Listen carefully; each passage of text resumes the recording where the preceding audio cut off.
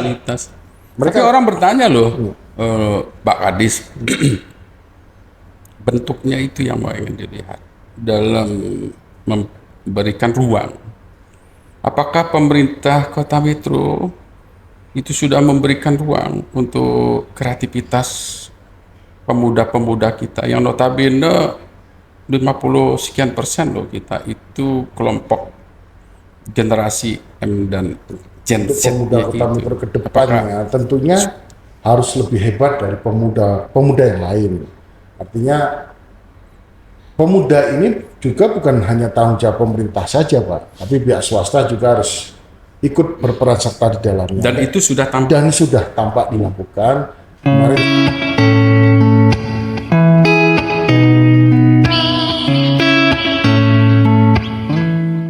Assalamualaikum warahmatullahi wabarakatuh. Waalaikumsalam. Halo teman teras, kita bersama dengan Pak Hendri. Beliau ini pembesar, nah badannya besar kan ya.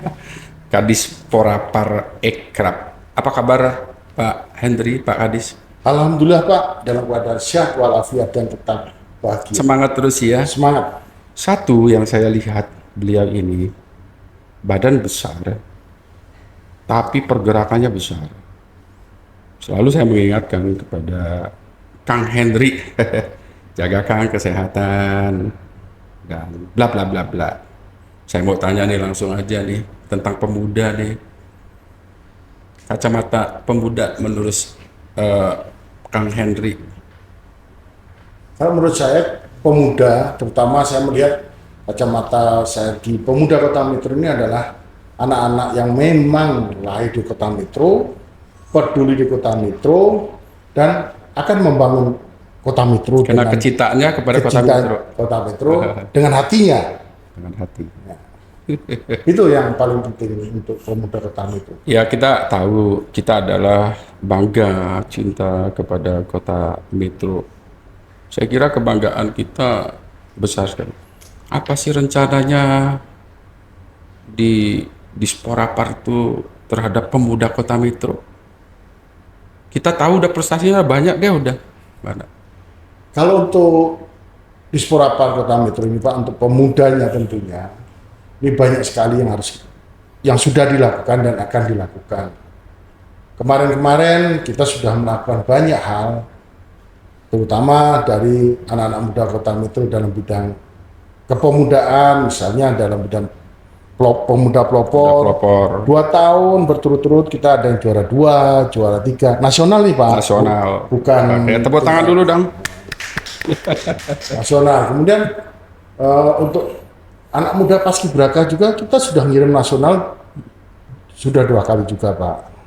Ya, ini Artinya pemuda di Kota Metro ini memang luar biasa. salah satu menguatkan wawasan kebangsaan juga ya. Iya, karena anak muda tanpa wawasan kebangsaan, tanpa adab yang baik juga tidak akan bisa membangun negara dengan baik. Iya, betul sekali. Pemuda adalah tonggak masa depan. Oke, kita bicara kembali tentang kepeloporan nih. Kepeloporan kita punya terakhir Mas Baskoro, ya. Beliau menorehkan satu prestasi di yang mungkin orang tidak melihat itu.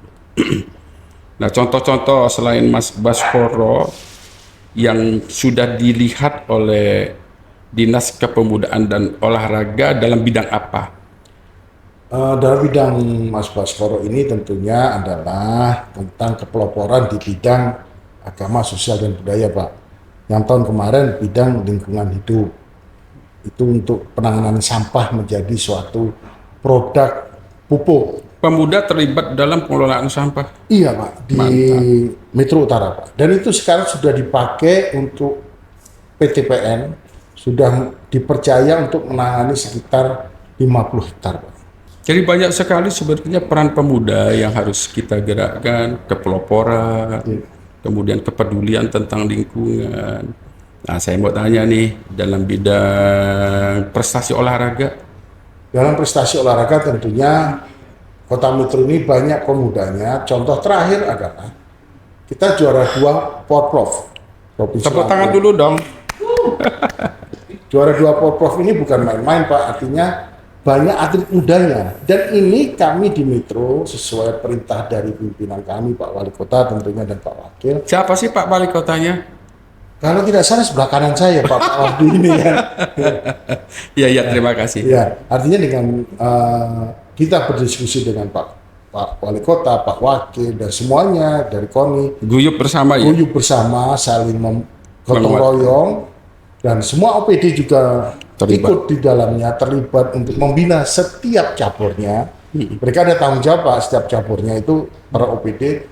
Akhirnya apa yang dicita-citakan kita bisa juara 2 Porprov, dan itu anak muda semua. Bahkan ada yang hampir semua emas disabet kita, seperti panahan, judo. Nah, selain itu di luar Porprov Pak, kita juga ikut kejuaraan-kejuaraan di luar Provinsi Lampung, banyak membawa medali emas, medali perak, bahkan di judo ada salah satu atlet kita sudah mendapatkan medali emas tingkat Asia. Tingkat Asia. Kemarin terakhir adalah dari Pertina. Di tahun 2024 kita dapat hadiah Pertina, itu ada 23 anak-anak kita ikut kejuaraan dan semuanya dapat medali di tingkat Sumbaksel di bidang olahraga ini. Ya, oke. Rupanya kalau kita mencermati pemuda di Kota Metro ini banyak sekali anak-anak Metro yang memang juga bersekolah di luar ya. Pak Hendrik. Walaupun tentu Metro di sini tidak kalah juga, kita mempunyai perguruan tinggi, 16 perguruan tinggi kalau tidak salah. Dan beberapa juga tentu mulai dari tingkat sekolah dasar ya memperoleh prestasi. Apa sih yang menjadi harapan ke depan untuk pemuda dari kacamata Disporapar ini? Pemerintah tentunya juga apa yang menjadi sehingga pemerintah kan memfasilitasi dalam hal ini. Ya tentu dengan segala upaya, dengan tidak juga bahwa pemerintah tidak melibatkan para swasta. Apa yang sudah dilakukan oleh Disporapar dalam hal ini? Keinginan kami di Disporapar sebagai salah satu tangan dari pemerintah Kota Metro untuk pemuda Kota Metro ke depannya tentunya harus lebih hebat dari pemuda yang lain. Artinya pemuda ini juga bukan hanya tanggung jawab pemerintah saja Pak, tapi pihak swasta juga harus ikut berperan serta di dalamnya. Dan itu sudah tampak dilakukan. Kemarin juga banyak sponsor-sponsor dari pihak swasta seperti Bank Lampung, Bank BCA juga membantu, Bank Eka membantu misalnya dalam. Kemudian ada PB21 juga membantu. Artinya hari ini Pak, Persikomet lagi berlaga di Liga 3. Ini banyak sekali sponsorshipnya yang dari pihak swasta ada sekitar 15-an. Ya kita tidak lepas ya, iya. Nggak mungkin ya pemerintah sendiri, tapi peran-peran dari akademisi semuanya ya, termasuk juga peran-peran swasta dalam hal itu. Dan kita sudah melihat itu ya Pak. Sudah Hendrik. melakukan Pak. Oke Pak Hendri, kita bicara tentang kreativitas saja gitu loh. Sejauh ini kalau kita lihat data untuk kepemudaan dalam hal kreativitas, maka kita kan ingin menghadirkan hal itu, termasuk dalam Metro Creative Hub dan sebagainya. Banyak orang bertanya nih, apa sih Metro Creative Hub itu? Ya. Metro Creative Hub itu adalah suatu wadah yang dikelola oleh pemerintah dengan pihak komunitas untuk mengangkat anak-anak ini berkreativitas. Jadi tempatnya memang sederhana Pak, tapi ini jangan melihat sederhananya, tapi fungsi untuk kolaborasi, untuk berkumpul mereka.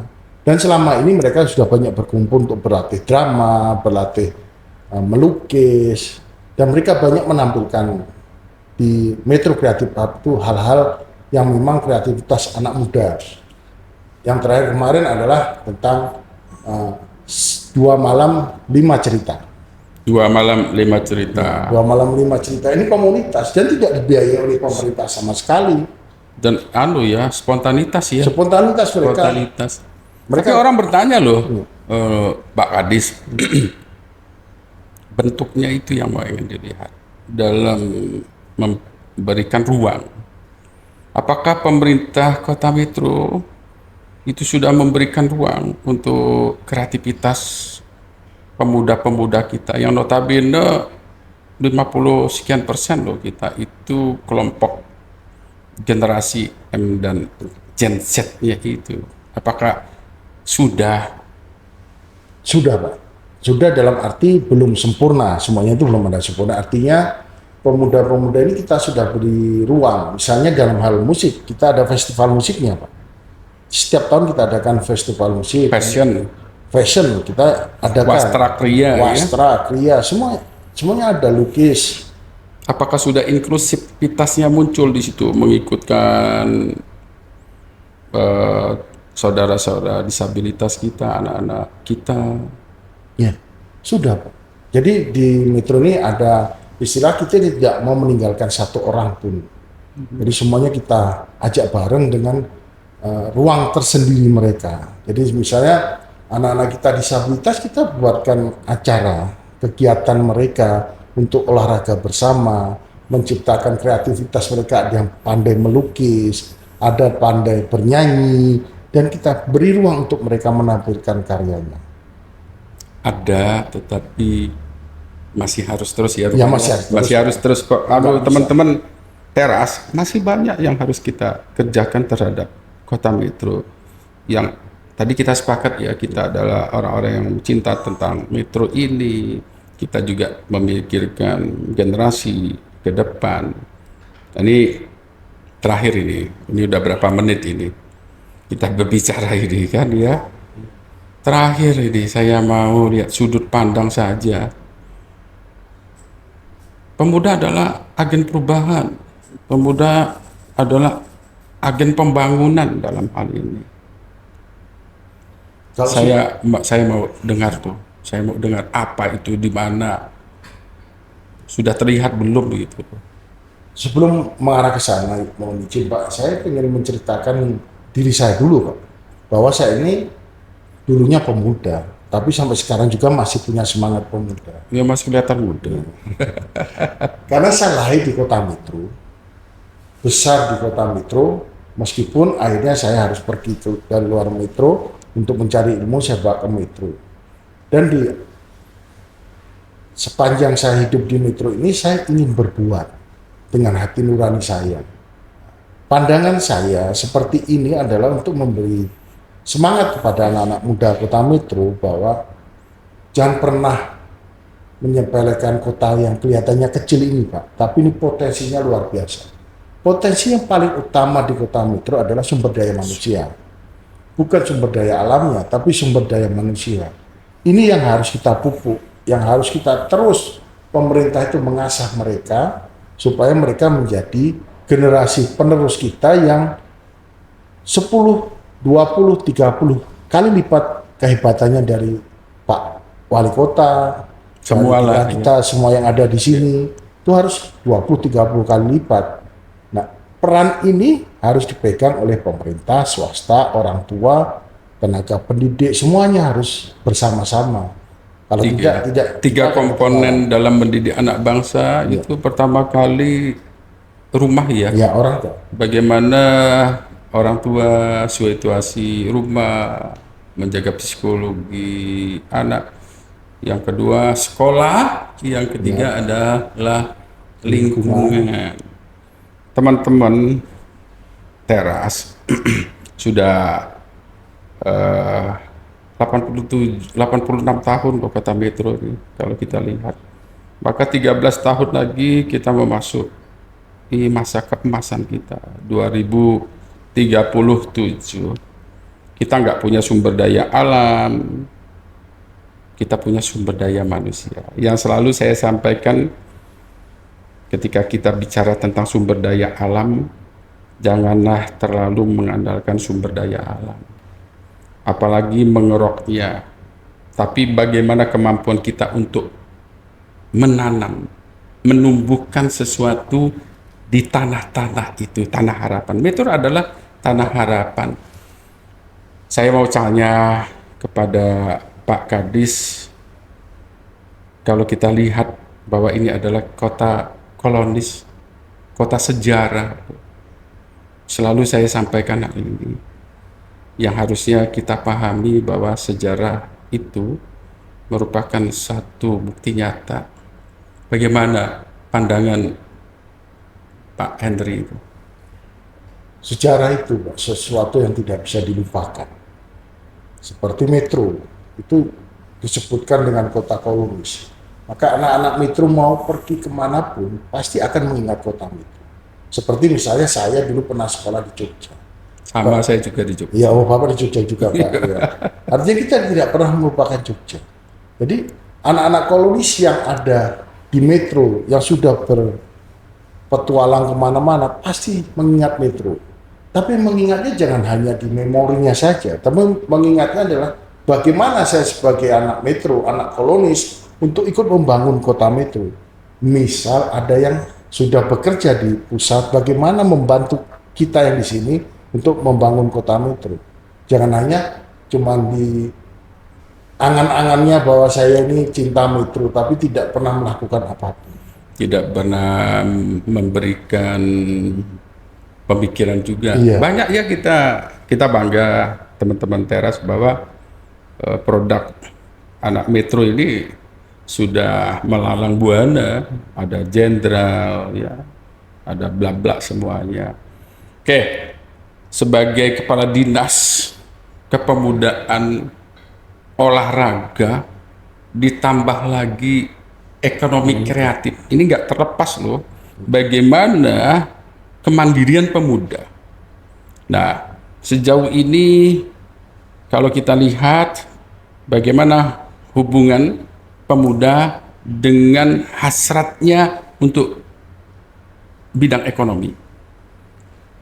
Di dalam kepemudaan di Kota Metro dan pemuda-pemuda Kota Metro ini Pak, mereka punya hasrat yang luar biasa. Kami punya program namanya Pemuda Wirausaha. Itu kami sampai kewalahan menampung mereka untuk mereka ikut dalam kegiatan itu. Misalnya kita buka slot 50 orang yang daftar lebih dari itu, bahkan 2 kali lipat, 3 kali lipat untuk hanya berdiskusi Pak. Artinya anak-anak muda dan itu umurnya di bawah 30 tahun semua. Jadi dan mereka ada kecerdasan yang luar biasa, intelektualnya, kecerdasan emosionalnya itu luar biasa. Mereka tidak pernah berpikir atau dalam diskusi ini mereka mementingkan diri sendiri. Mereka selalu, karena saya ikut diskusi juga, selalu mengajak kita untuk membangun Kota Metro dari sisi kemampuan mereka. Kreativitas mereka, inovasi ya, tampak juga ya.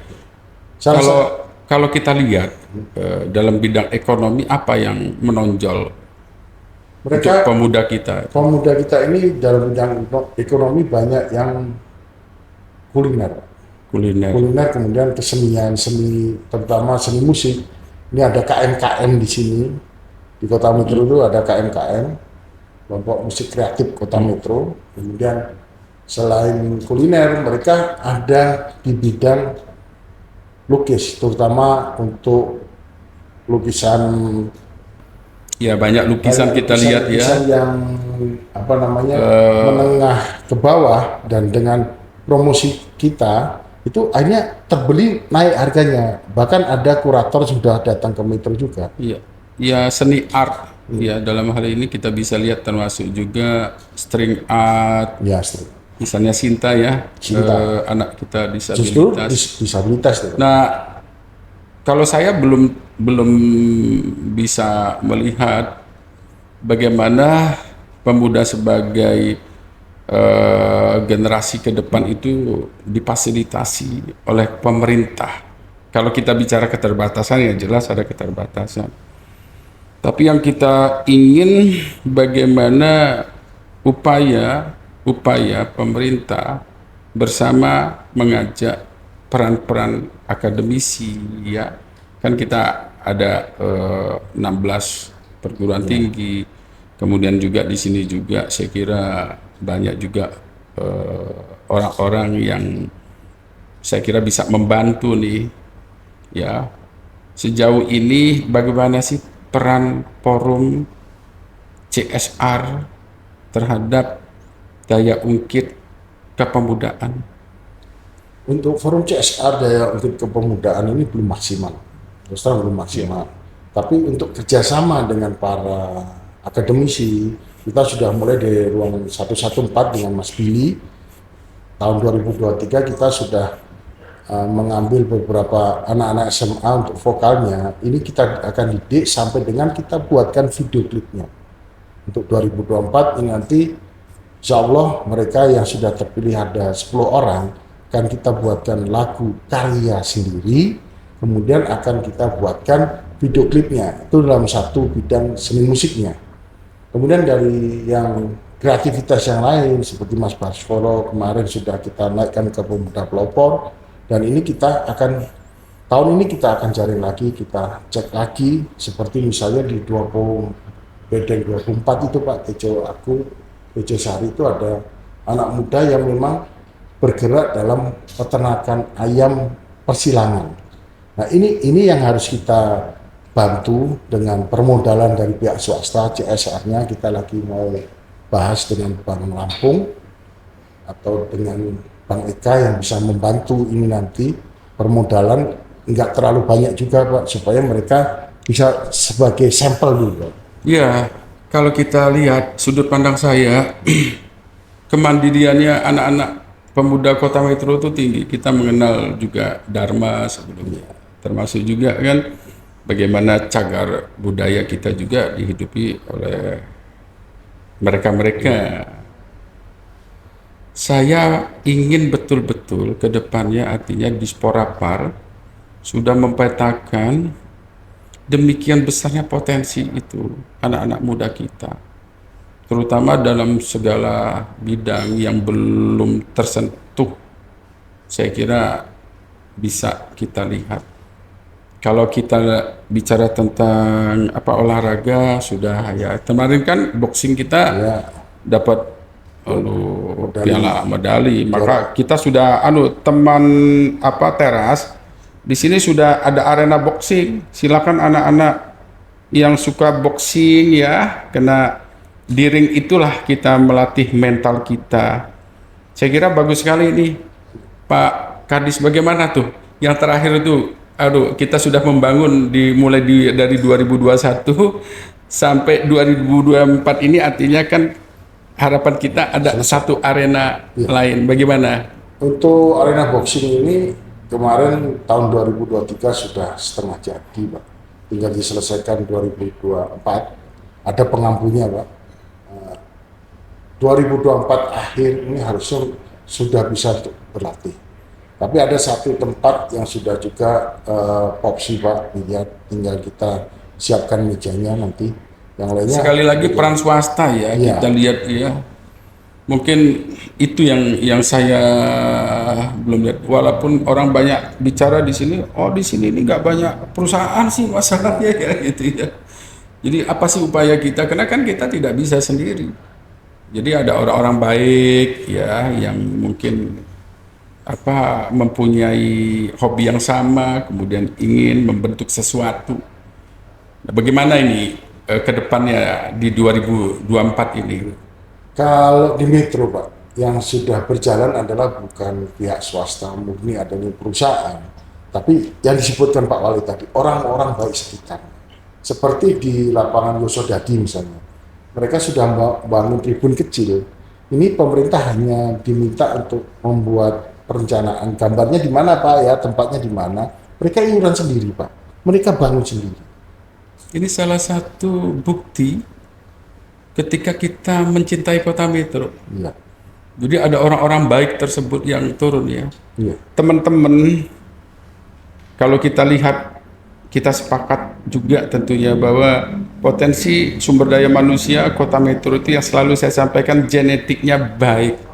Nah ini harus dibaca betul-betul oleh pemerintah dalam hal ini bidang Dinas Disporapar. pemuda olahraga, pariwisatanya, ekonomi kreatif. Jadi kalau tugasnya beliau ini banyak sekali. Bagaimana sih?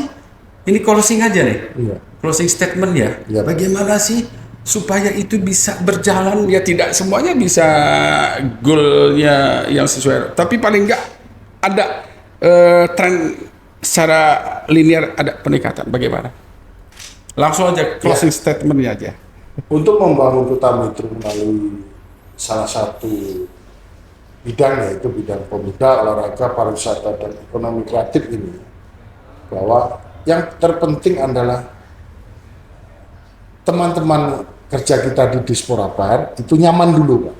Nyaman, diberi kepercayaan dan keterbukaan antara pimpinan dan bawahan. Dan sudah belum itu? Sudah jalan. Nah, sudah jalan. Justru karena sudah jalan ini, kami bisa jalankan dengan baik. Artinya, oh ini tugas. Ini nggak usah diomongin lagi, udah tahu tugasnya ini. Dan mereka selalu mencatat tentang data. Kita tidak akan bisa membangun apapun kalau kita nggak punya data. Data real, artinya misalnya bidang olahraga datanya prestasinya berapa.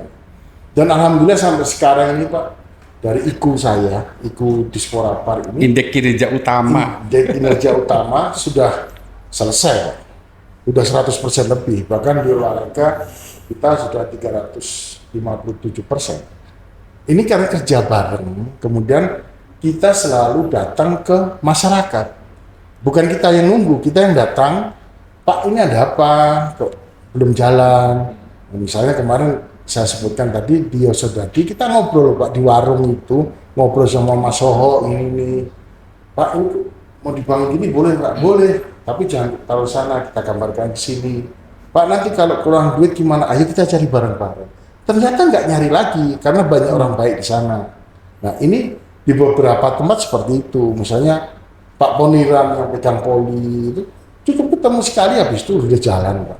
Taekwondo luar biasa Pak di Metro, artinya nggak usah takut Pak, bahwa Metro ini pasti akan jadi luar biasa sepanjang kita bekerja melalui hati Pak. Metro akan menjadi luar biasa ketika orang-orangnya cinta Metro, masyarakatnya peduli akan semuanya. Jangan lupa masa depan kita harus tinggalkan generasi ke depan lebih hebat. Maka pemerintah Metro harus berbuat yang terbaik untuk masyarakat Kota Metro. Teman-teman Teras, nggak cukup sih kalau bicara tentang program, banyak kurangnya saya kira. Tapi dengan semangat cinta akan Metro, mari kita sosong pembangunan Metro lebih hebat lagi.